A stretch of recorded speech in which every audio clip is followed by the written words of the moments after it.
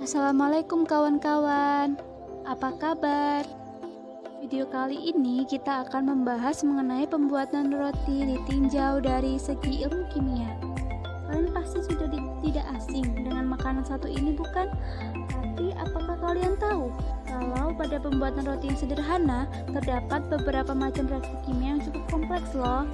Namun sebelum membahas hal tersebut, mari kita sedikit mengulas sejarah tentang roti. Roti sudah ditemukan pada zaman dahulu kala, tepatnya pada zaman Neolitik, yaitu pada akhir zaman batu. Bangsa Mesir kuno dikenal sebagai bangsa pemakan roti dan juga pembuat roti beragi. Penemuan roti pertama kali pada tahun 2600 sebelum Masehi oleh seorang budak Mesir secara tidak sengaja. Ia mencampurkan adonan tepung gandum dan air dalam tungku. Karena api tungku padam, ia membiarkan adonan tersebut semalaman.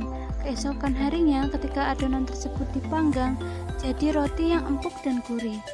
Untuk ragi, peneliti telah menemukan sisa sel ragi pada bongkahan fosil pada tahun 3500 sebelum Masehi. Jenis ragi kuno tersebut masih digunakan untuk membuat roti. Roti tersebut dinamai roti matahari. Bagian luar roti tersebut keras dan garing, namun bagian dalamnya lembut sekali.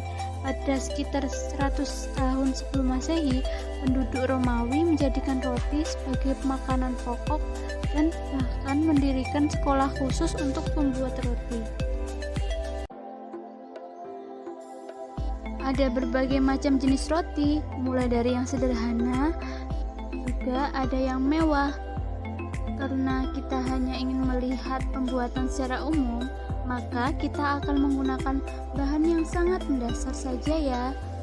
Bahan untuk membuat roti adalah tepung, air, ragi, dan garam.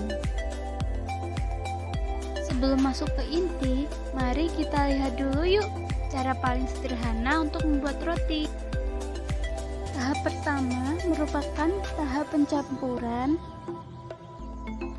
kedua pengulanan, tahap ketiga tahap fermentasi,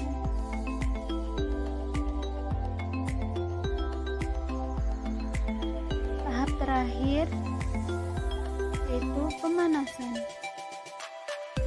Udah tahu cara pembuatannya bukan? Sekarang masuk ke inti yuk. Pertama, tepung. Tepung mengandung pati atau amilum, juga protein.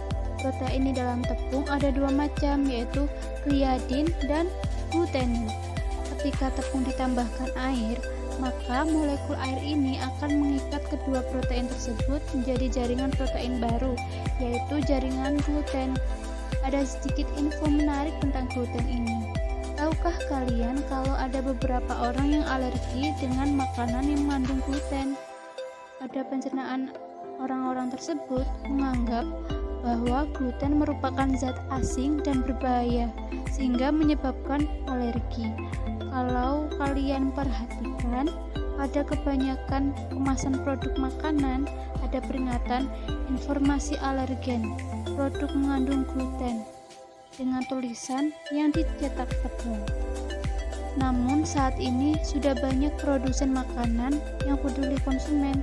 Mereka memproduksi makanan yang tidak mengandung gluten atau gluten free. Kembali lagi, kita beralih ke amilum. Pada ragi terdapat enzim amilase yang berfungsi untuk memecah amilum menjadi gula yang lebih sederhana seperti glukosa. Glukosa ini menjadi sumber makanan ragi untuk selanjutnya dimetabolisme menjadi alkohol dan gas karbon dioksida. Garam. Garam berfungsi untuk memberi rasa gurih dan ion-ion yang dihasilkan akan membuat molekul adonan lebih kokoh sehingga adonan lebih elastis dan kalis. Pencampuran berfungsi agar terjadi kontak untuk semua reaktan, yaitu bahan adonan. Pengulanan berfungsi untuk memberi kesempatan terjadinya ikatan crosslink antar protein yang selanjutnya membentuk jaringan gluten dan membuat jaringan gluten tersebut menjadi lebih kuat dan elastis. Fermentasi berfungsi untuk menghasilkan karbon dioksida untuk selanjutnya terperangkap dalam adonan. Semakin kuat ikatan pada jaringan gluten, maka makin banyak rongga-rongga pada adonan yang terbentuk sehingga adonan mengembang sempurna. Pemanggangan atau pemanasan. Fungsi utamanya untuk mematangkan adonan juga membunuh ragi. Karbon dioksida dalam adonan menguap, namun bentuk adonan akan tetap terjaga. Pada tahap ini terjadi reaksi pencoklatan, yaitu reaksi Maillard dan karamelisasi. Reaksi Maillard sendiri merupakan reaksi pencoklatan secara enzimatis disebabkan reaksi antara gula bereduksi dengan gugus amino atau protein. Reaksi ini menghasilkan aroma yang khas, sedangkan untuk karamelisasi merupakan reaksi pencoklatan non-enzimatis disebabkan degradasi glukosa di atas titik leburnya. Reaksi ini menghasilkan cita rasa baru. Nah, sekarang kita ke kesimpulan. Reaksi-reaksi kimia pada pembuatan roti ada reaksi pemutusan rantai ikatan glikosida oleh enzim amilase, lalu pembentukan ikatan crosslink antar protein yaitu jaringan gluten, kemudian reaksi fermentasi, juga reaksi Maillard dan karamelisasi. Fakta unik, ragi adalah mikroorganisme bersel tunggal beserta media biakannya. Media biakan ini dapat berbentuk butiran kecil atau cairan nutrien.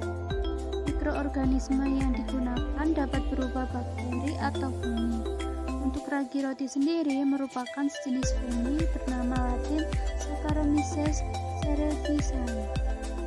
Fakta uniknya, pada saat ragi masih dalam kemasan, mikroorganisme tersebut dalam keadaan tidur dan akan terbangun bila berada pada kondisi nutrien yang berlimpah seperti saat pencampuran pada pembuatan roti.